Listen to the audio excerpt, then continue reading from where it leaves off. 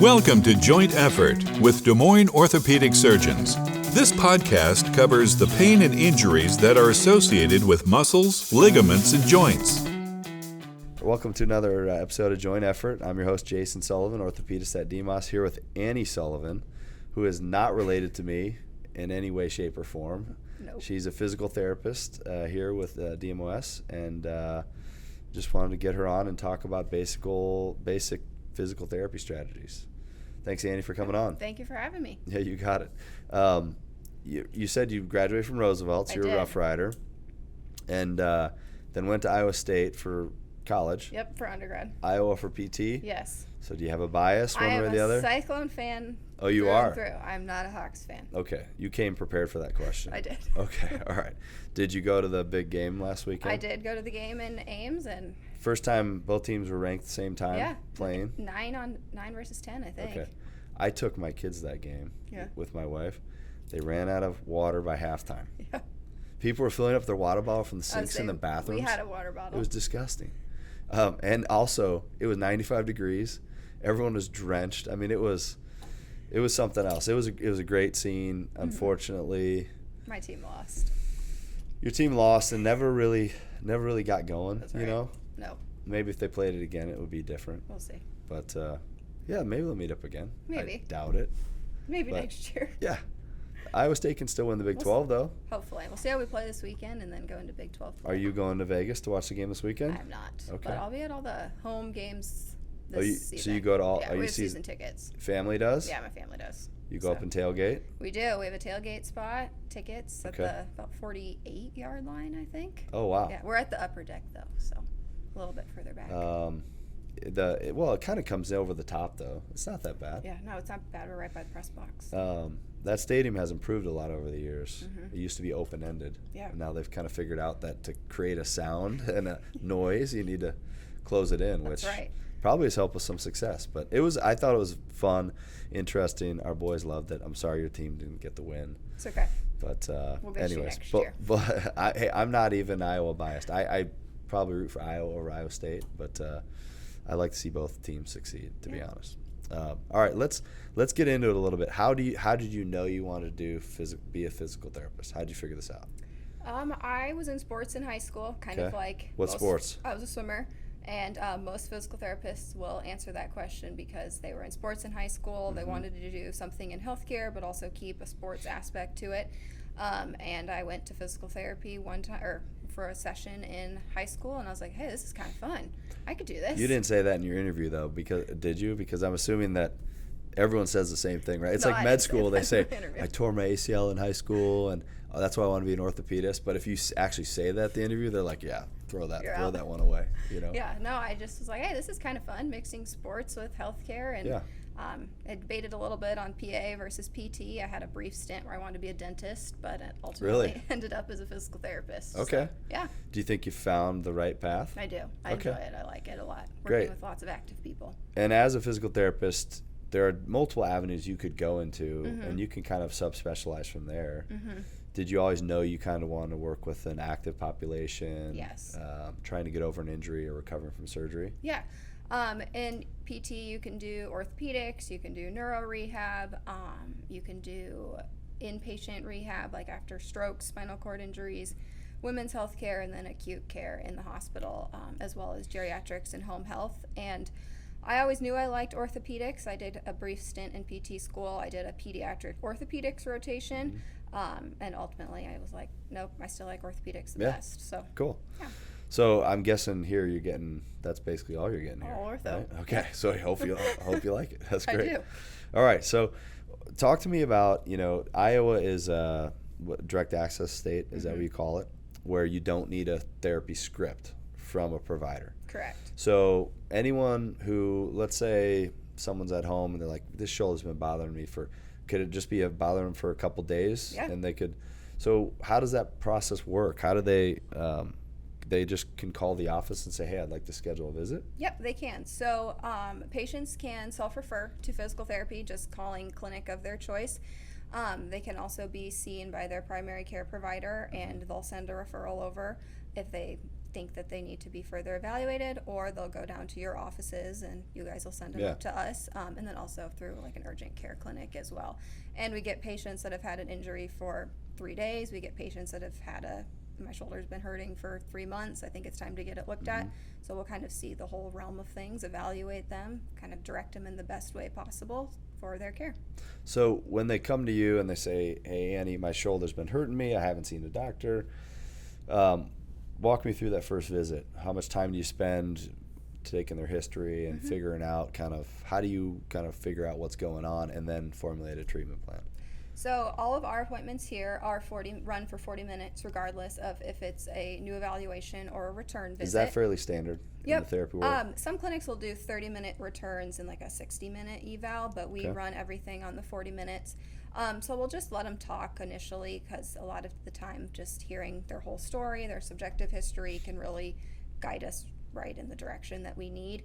And then we'll check out their motion, check out their strength, run some special tests, see if everything is lining up with what we think is going on. And if they're an appropriate candidate for physical therapy, we will talk to them about what a standard episode of care would look like, what to expect from physical therapy, and then if we think that they would be better suited seeing one of you guys in the office or go elsewhere, we will also direct them that direction. And most of the time people are like, yeah, I want to try physical therapy first. So if they come to us on their own, we'll say, let's give it a good 6 to 8 weeks. If you notice an improvement in your function, decrease in your pain, and if you're happy with where you are, we'll reevaluate throughout that time. Or if we get something that we're like, hey, you really aren't responding to physical therapy, I think it's time to see a physician, then we'll direct them. Are there times where you're like, hey, I'm glad you're here, but you don't need this? Like, is that, I mean... That can happen. Okay. Yeah. Like if someone fell and they can't lift their arm, yes, and you suspect a rotator cuff tear, you're probably not going to put them through 12 weeks of PT to try and get them here with weakness, and then all of a sudden their tear is retracted and not fixable or something like that, right? So if we find that they're really not responding well, or there's any red or yellow flags that are standing out, we'll say, I think let's send you get some for doc further involved evaluation. Got go from there. And is a standard course of treatment, 6 weeks, 12 weeks? Is it different per person, different per injury, or different per person, different per injury? You could have 2 people with the same injury, and one could respond really well in 4 to 6 weeks. Other people might get more of that 6 to 8, even up to 12 weeks. But ultimately, if they don't feel like they're improving and we don't see improvement, we'll direct them on as best as possible, because our ultimate goal is for them to be happy, get back to what they want to do, make them functional. We don't want them to dread coming to physical therapy. We want them to have fun when they're working with us. Right. When you do get a script from a provider, is it sometimes just like PT for knee? Or is it like, I want this, this, this, and this? I mean, do you get more specific stuff, or do you get more generalities? Which one of those strategies do you like better? We get both. I think a big difference, or a big divider of that, is if it's pre-op and if it's just knee pain, evaluate and treat. That really leaves it up to the physical therapist to make that decision. And then if it's something versus post-op, where you have a rotator cuff repair, here are your restrictions, here are your parameters, stay within these parameters. Different people respond to different treatments. But ultimately, the goal is to get them better and get them on their way. How do you fit in your normal day? How many patients will you see in a day? Full day is 12. 12. How do you do all that? And then also, do you have to dictate a note on everybody? Oh, or the type notes a note? get done in time. They get done? Sometime within the week. Within the week? Yeah. Okay. Within I would few assume days. from a billing perspective it has to be done at a certain point. But we're pretty good about getting things done. I would within say a couple days. there's not a more common question I get from patients than when I say, hey, how is therapy going? And I like to ask them, because I want to know the relationship with the therapist going well. And you guys have a great office here, but there are great therapists all throughout Des Moines. And sometimes people just don't vibe with who they're with, So sometimes they'll be like, well, didn't you check the notes, And so, we get therapy notes from you guys. But sometimes they're 2 or 3 pages long, and so for 50 patients, you'd be spending a lot of time. So we usually have them there, and we can pick out like abnormalities, but to look at every little range of motion statistic is not feasible. But usually I ask them in a general context, how are things going? It's interesting. I think that as a therapist, your relationship with the patient far exceeds like that of what a physician can have with a patient in most circumstances, because you spend so much time with them. Spend a lot of time with our patients. I mean, you must get to know everything about these people. We do. We know just about everything that they are willing to share. And some are probably talkers, and some people Yes. probably don't say too much, and Yep. and then you're kind of trying to get things out of them a little bit. But is that part of like, do you know? Can you sense when someone trusts you based Yes. upon kind of your interactions and things like Yep. that? We'll have patients that just want to chat about everything and maybe do 2 exercises while they're in therapy, and we'll have to kind of guide them back to Yeah. what they're here for, Yeah. not to socialize, Right. but to work on their issue at hand. And then we have other patients that just like to get their work done, get in, get out, Not and say too much. not say too much. Okay. But typically, we'll vibe pretty well with our patients. How many visits does it take before you feel like on average, before you gain someone's trust? Or does it usually happen day one? Sometimes it happens on day one. Okay. I think a lot depends on like the age. Like when I get, say, like girls my age, they're pretty much just chatting right away and they're good to go. But I'd say within 3 or 4 visits, they gain your trust pretty Okay. well and are willing to try what All you right. suggest. All right. Yeah, I mean, I would say rapport with your therapist is like, paramount to success for whatever you're trying to accomplish, So, yeah, your guys' relationship's pretty strong. Let's talk a little bit about the value of, in the orthopedic world, obviously, there's majority of what I do is still non-surgical. Most things I see have a non-surgical solution. There are things that clearly need to have, some type of intervention. Like let's say an ACL tear, for example, comes in. We know that those do better being reconstructed early before they damage further structures like the meniscus or the cartilage, whatever it may be. We used to just say, okay, here's when we're going to do surgery. And now we know that sometimes the injury and the swelling and the inhibition to the quad and all those things, if you rush them into surgery, sometimes that's not necessarily the right thing to do. Now, some people are fit and look good to go, but some people's injuries are more dramatic.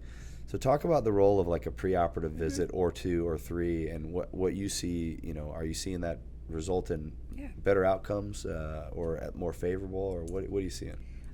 We'll see ACLs for, I'd say, kind of like 3 to 4 weeks before surgery. Typically just see them up until the time they have surgery. It's great because a lot of times those patients come in and they're pretty down and out that they're going to be in PT for a while, they're going to be out of their sport for a while. So building that rapport, building trust with them, explaining what to expect pre-op and post-op.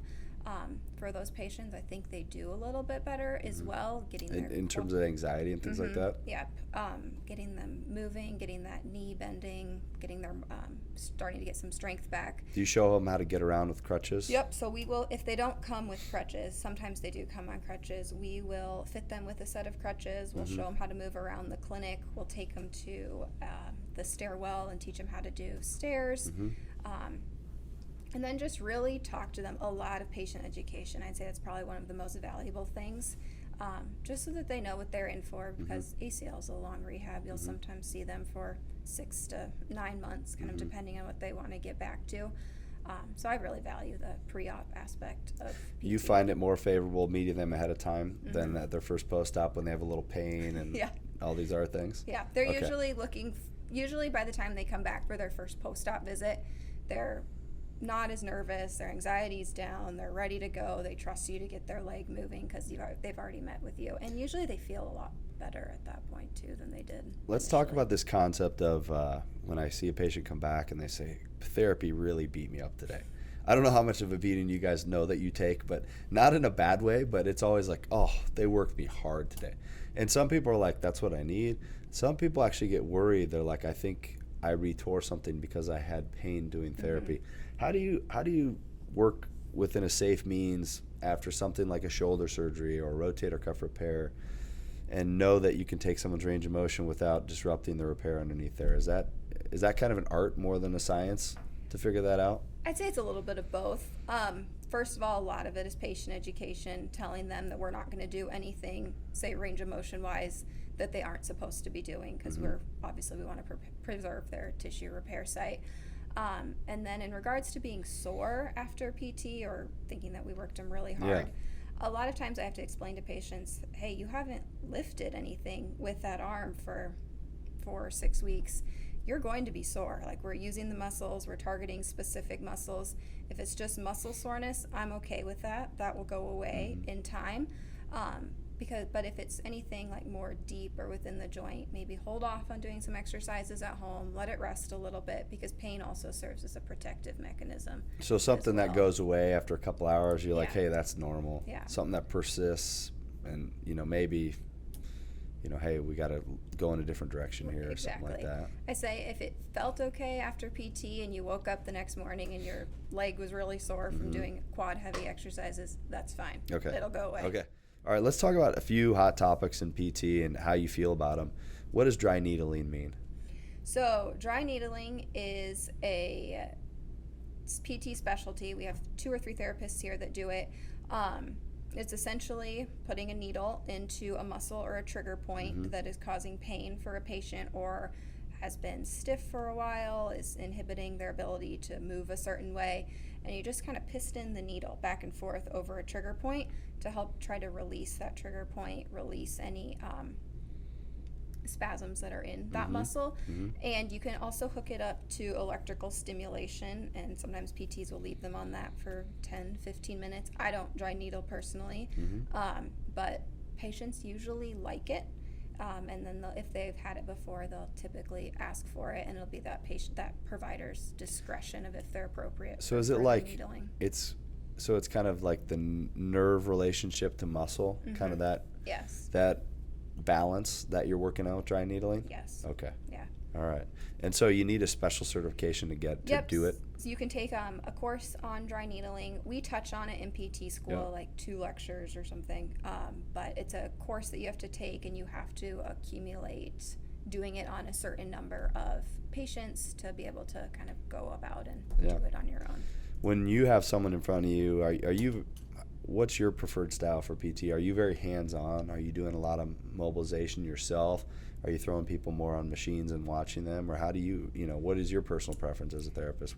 I'd say I'm about half and half. I will do manual therapy when I find that it's appropriate, but I do really like to encourage exercise and activity as well. If they're coming in for something more acute, like a neck issue, if you can tell that it's for sure cervical musculature, I'll do some mobilization, soft tissue and joint mobs there. But try to also encourage some postural re-education and let them take a little bit more of an active role in their recovery versus just getting manual therapy. Does everyone you see get a home program of some variety? Most people do, yes. They do? And I kind of tell patients, it's like your homework. Do it, take responsibility. Can you tell when they've done it, when they haven't? Oh, yeah. Okay. Do they come in sheepishly, like, with the dentist when you forgot to floss like the day before? Like, no, I floss 15 times a day. They're like, no, you don't. No, you don't. Right? So when they... So patients usually, you can tell the post-op patients really do stick to those home programs pretty closely. And then I just tell patients, this is just an extension of physical therapy, because we can get you till you're 80-90% of the way there, but sometimes that last 10% is going to be more time related, and you taking responsibility to incorporate those exercises into your daily routine. And I tell patients it shouldn't take more than 15-20 minutes to do your home exercise program. If it's taking you 30, 45 minutes, an hour, you're doing too much. Got it. I say anything we do in PT is fair game for you to do at home, but just some people feel that the more they do, the better, and that's not always the case, right? Not always the case. Especially those first 6 weeks after some type of soft tissue repair. Rest is just as important as the other stuff, and so it's hard to tell people that, because there's some go-getters out there like, I'm going to recover faster than anyone before. Right. We'll get patients that are like, if I come every day, will I recover twice as fast as if I came twice a week? Probably not, right? I mean, right. They might do marginally better, but and it comes down a lot to patient education again with them of don't do too much, because pain is protective. If you're getting too sore, hold off on it. Tell me about in the Olympics, these swimmers. My God, you look at them, you're like, they have some disease, but they just cupped before they were about to do a procedure. Swimming. You being a swimmer and a therapist, what do you know about cupping? What are they trying to accomplish by doing? And I know that's not a routine thing a physical therapist does, but you're closer to understanding that than myself. So help me understand that. I believe this, like swimmers you would see in the Olympics that have it done are having it done more by athletic trainers. In our clinic, we don't have anyone that does cupping, but the research is kind of out there. People are studying if it works, bringing increasing blood flow to the tissues that they're trying to target. I've personally never had it done, so Okay. I don't know what it feels like. Before your high school swim meets, you never, cupping wasn't a thing. Back then. Okay. All right. Just curious if you knew anything about it, but it seems like swimmers, it might be more popular than anything else. Yeah, you see it a lot on swimmers, and I think there's a mental aspect to it as well. How about kinesiology tape? Give me a little background on that. Like, is there some, so we know placebo effect is real. It is real. That's like the best medicine in the world, right? And for people that don't know what placebo is, it's just, a treatment that is imparted on someone that has no proven benefit or whatever, but people feel better afterwards, right? But is there maybe some proprioceptive benefit, like you can feel your body, like taping an ankle, you can feel the kinesiology tape on there, and so you feel more secure? Is that possible? I would say it's definitely has a proprioceptive effect on, say, an ankle tape for stability. That being said, when you see kids coming in here that are taped up on all over every the place joint, I don't know. Just don't know enough. There's not enough research on that. We know it's not harmful. It's not going to hurt. So, just like if it makes you feel better. Yeah. Just like cryotherapy, although cryotherapy we may start to be learning a little something about cryotherapy being helpful for certain things, but the science in the good journals is not there yet. No, is that kind of what you're saying? Okay. Still in development. There are courses PTs can take that there are specialized taping methods for certain issues that a patient has going on, and typically those patients will come in and say that they think that the tape made a pretty big difference. So if they think it helped them feel better, I'm all for continuing to do it to a point. Help me understand e-stim. What injuries do you use that for? Non-surgical, surgical. How often do you use it? Things like what is the value? I use it for two main things. One, we'll use it for pain modulation on a patient. A lot of times with like back pain, hip pain, shoulder pain, we'll use it to just kind of down train the neuromuscular system. And then we'll also use it post-op on especially ACL patients to really get their quad firing. If they can't get their quad to go, they're swollen, they can't make that brain to muscle connection, the e-stim machine is really helpful there. There's different programs that you would run. You wouldn't put the same person with neck pain or back pain on a program that we would ACL rehab. There's different programs you can do to get those muscles going. You can use e-stim for back pain? We'll use it for back pain, for pain modulation, hip pain, shoulder pain. No kidding. Yeah. Are you starting that right away for ACLs, e-stim, or are you waiting to see how it's responding? I wait to see how they respond. Okay. I like them to have to play the active role in trying to figure out how to get their quad going, and if we can't get it going, then we'll try some e-stim. And usually with that, we have them contracting as well, not letting the machine do all of the work. But all in all, it sounds like a patient should not be scared of seeing a physical therapist. No, PT is pretty fun. We try to make it fun. We want you to get better. It's not as painful of a thing as people think it can be, and if you use your judgment on things, you can safely guide people through things without causing further harm. Yeah, you can. More or less. Listen to what the patient's telling you. Come together and have a team aspect on everything. Make sure the patient and you are on the same page, and make sure you have all their goals in mind for developing their plan of care and their treatment plan. That's great. Anything I'm missing that you'd like to cover today? I don't think so. Okay. Well, hey, thanks. Anything else you wanted to hear about? No, this has been very informative, and I think super valuable for patients, to get a better understanding for what they're heading into when they seek out a physical therapist.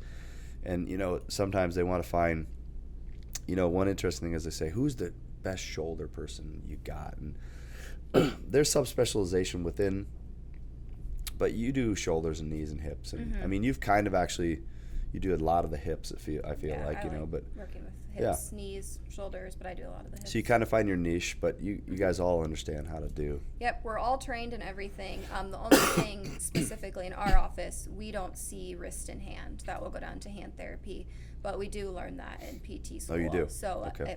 Some clinics, physical therapists do work with wrist and hand. But each of our therapists has kind of developed their niche. We have some therapists that really like the overhead athletes, the throwers. We have some that like runners. I'll work with a lot of swimmers. Everyone just has what they like best. Swimmer's shoulder is not easy to solve all the time, right? It is not. It's not necessarily, it's just the nature of the sport. Yeah. It just attritionally beats you up. So But I'm glad we have someone like you to help take care I of like it. working with swimmers. So You do? Yeah. Oh, good to know. Well, thanks so much for coming on. We really appreciate it. Thank you for having me. You got it. Take care. Thanks for listening to Joint Effort, a podcast from Des Moines Orthopedic Surgeons. If you have questions about this podcast and wish to schedule an appointment with a surgeon, call 515-224-1414 or visit dmos.com.